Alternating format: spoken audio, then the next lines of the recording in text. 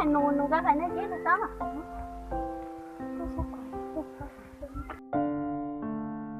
nó hạt đó cả với gì sao mà Asal mama. trên đấy thì rất chua Ui à, asal mama. Sát giờ lấy bị qua lấy gì đó bác gì đó một đôi thôi chả lo. thầy nó nãy giờ đúng dạ như là sau đấy thì rất chua chứ thì rất chua nhưng nó ha như này tự nhiên đâu ôi giời chị luôn cao luôn à chứ nó lại đấy là sao nó ha tua bạc cả cái gì phát triển thế quay nó hả bắt được cái người xuống sáu nó đâu phải mất Cái đồng nè.